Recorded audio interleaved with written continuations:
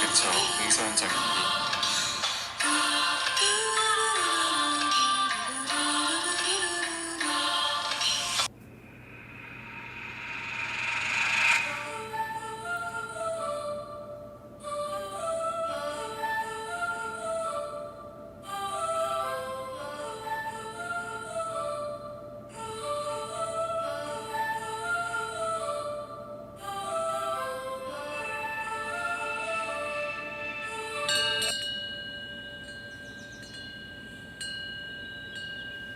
너 민원 없어?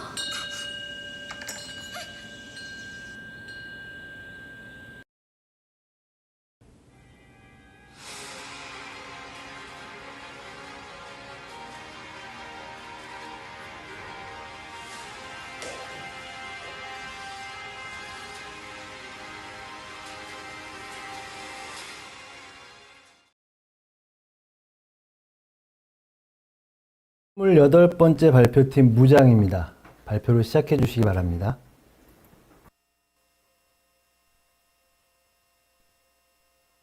안녕하십니까. 건설 현장 공사성 민원 통합 정보 시스템 민원에 대해 발표할 무장팀입니다.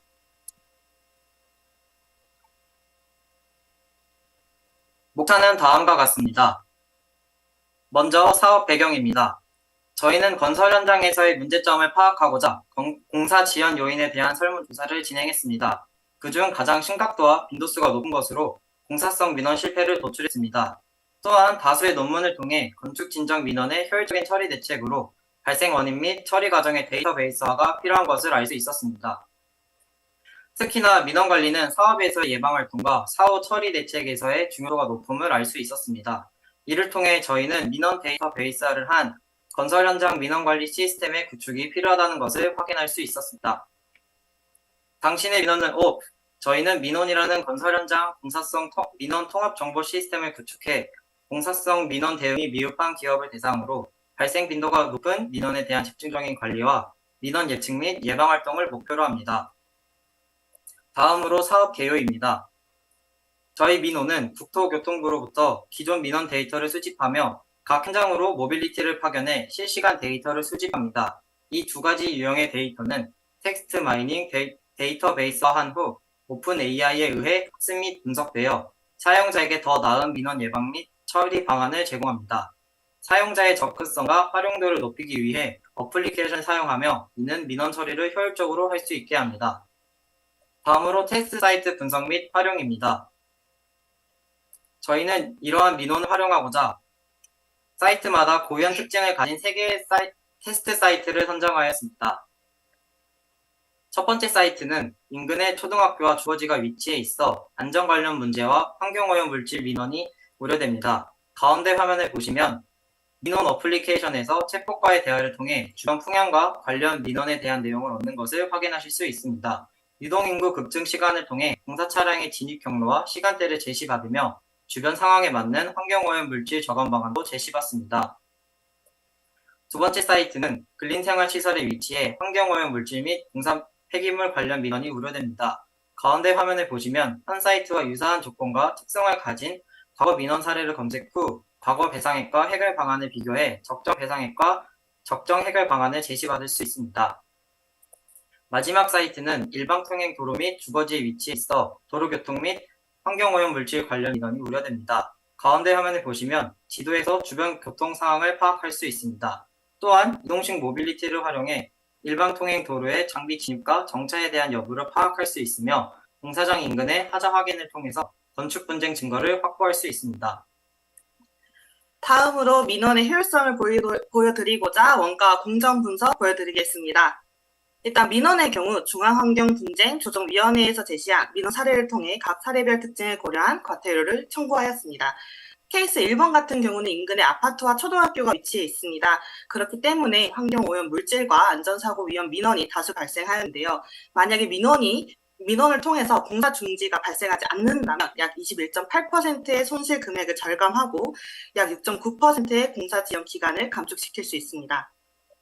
다음으로 케이스 2번 같은 경우는 식당과 인근 공사장이기 때문에 영업방해 민원과 일방통행 주정차 민원이 다수 발생하여 약 7개월이라는 긴 기간의 공기 지연이 발생하고 말았는데요.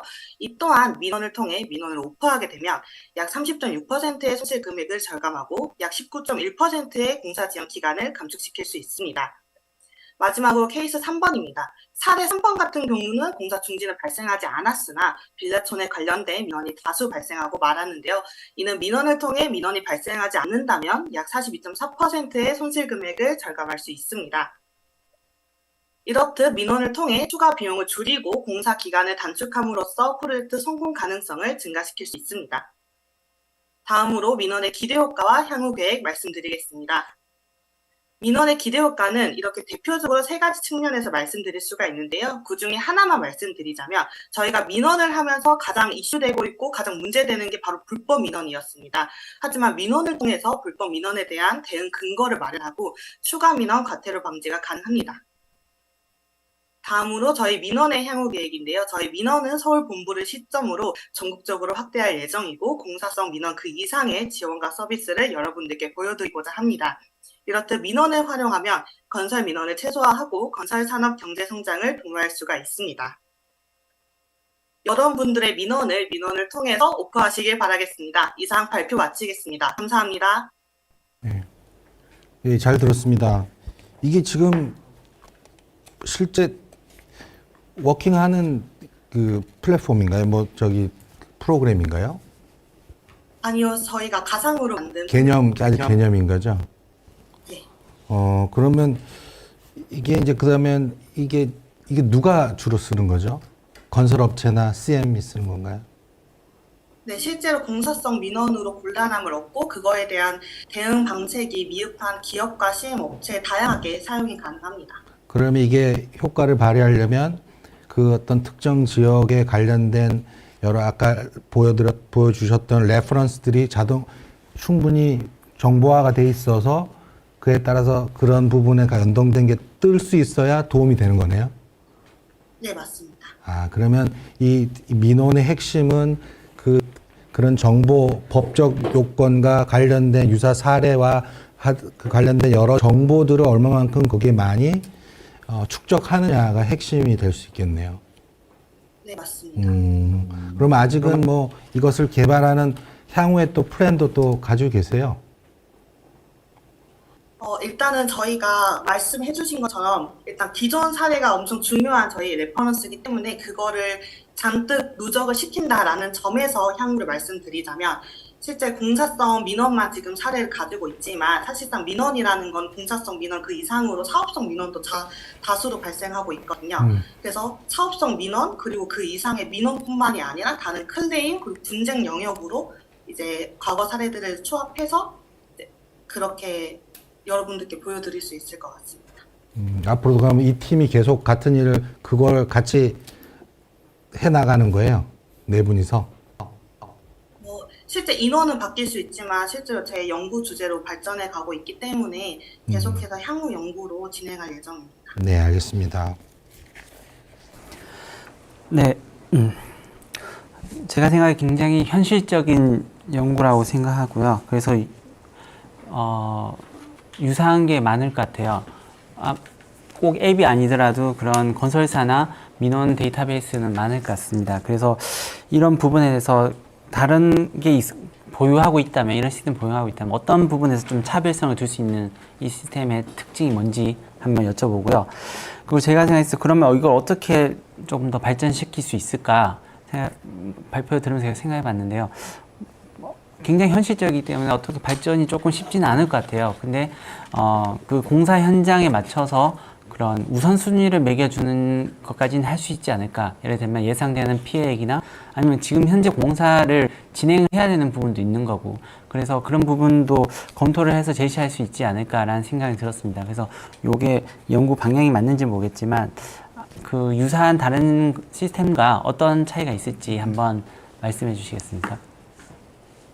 저희 민원에 대한 차별성을 먼저 말씀드리자면 크게 두 가지를 말씀드릴 수 있을 것 같아요. 하나는 민원이라는 프로그램은 예방 차원과 사후 처리가 둘 다 통합된 민원 통합 정보 시스템이고, 또 다른 차이점으로는 저희가 이동식 모빌리티를 사용했다는 점에서 여러분들께 과거 사례뿐만이 아니라 지금 현재는 뭐 이런 주차된 문제가 있고, 또 현재는 이런 식당가가 주변에 많이 있기 때문에 조심해야 된다라는지, 뭐 현재 기점으로 여러분들께 생생한 정보를 알려드릴 수 있다는 점이 기존 통합 정보 시스템과 다른 차이점이라고 생각합니다. 예, 감사합니다.